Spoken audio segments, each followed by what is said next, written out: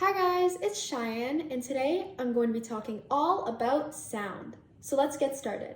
So what is sound? Well, sound is a wave, and a wave is a disturbance that transfers energy throughout a medium. A sound wave is more specifically a mechanical wave. A mechanical wave is a wave that travels through matter, and the speed of the wave is dependent on the medium that the wave is traveling through. Mechanical waves travel through matter by a push or a pull of a particle on an adjacent particle, causing a neighboring particle to be displaced from the rest position. This means, like all mechanical waves, sound travels through matter by vibrating the particles of the medium. Knowing this, we can understand how to increase the speed of sound depending on the medium. For example, the speed of sound is fastest in solids, slower in liquids, and slowest in gases, which makes sense. The molecules within a solid are more tightly packed together, allowing the sound wave to propagate and transfer energy more efficiently, whereas in a gas, the particles are more spread out, making it far more difficult. The speed of sound also increases with temperature.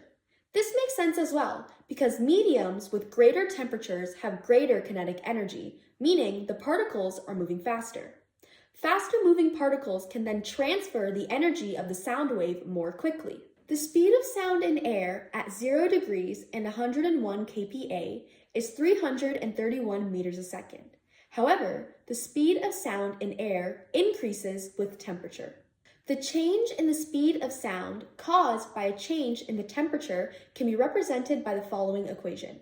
V air equals 331 plus 0.59 T, where V air is the speed of sound in air and T is the temperature in Celsius.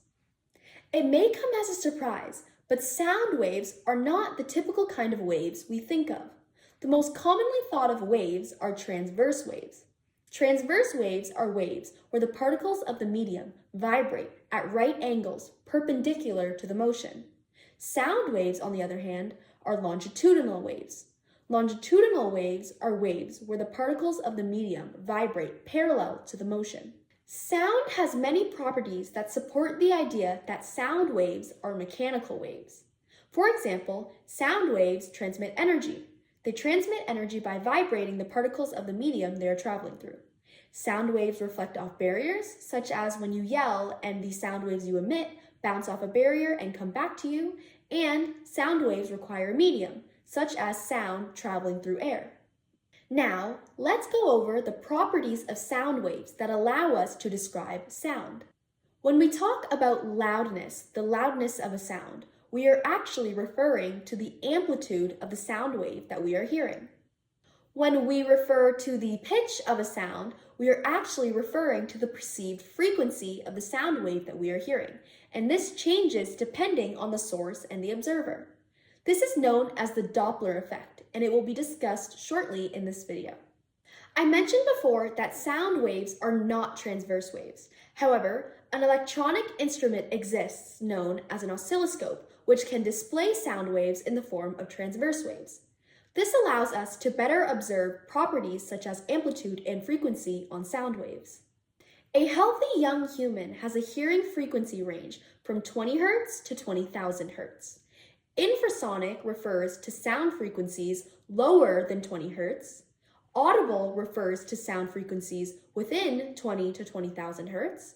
And ultrasonic refers to sound frequencies greater than 20,000 Hz. However, some animals possess the unique abilities to hear great frequencies and extremely low frequencies.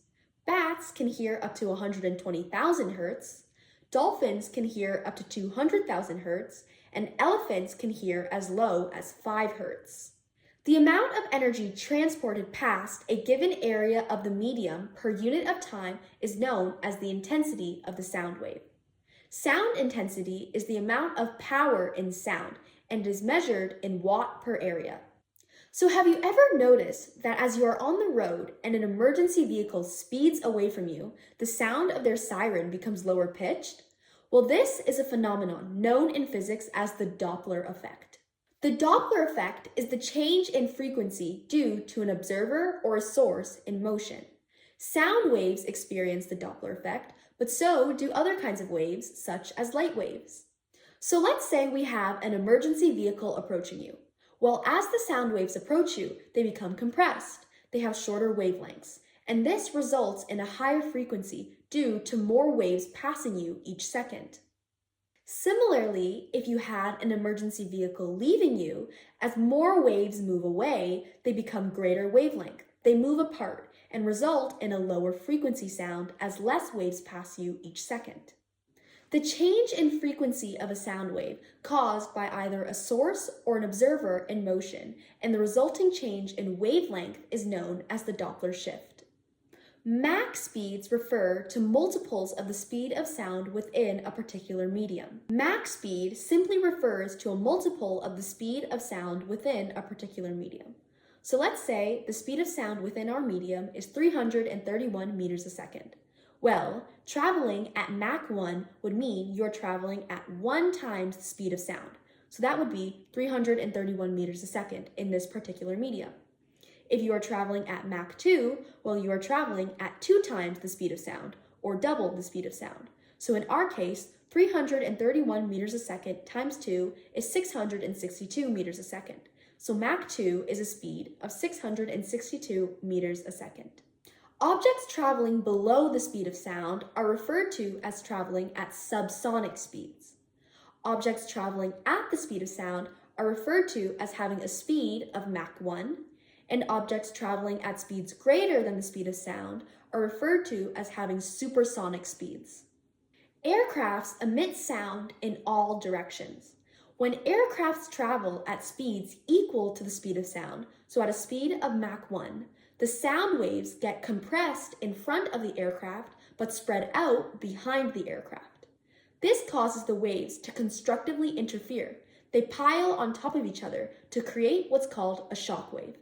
So if the aircraft passes overhead, all of the sound waves would pass you at once, creating an intense sound known as a sonic boom. At speeds greater than the speed of sound, the sound waves get pushed backwards into a cone shape. Speeds greater than the speed of sound produce this noise cone full of compressed sound waves. And that is it for my introduction to sound. I hope you found that helpful. I hope you enjoyed, and I will see you next time. Bye.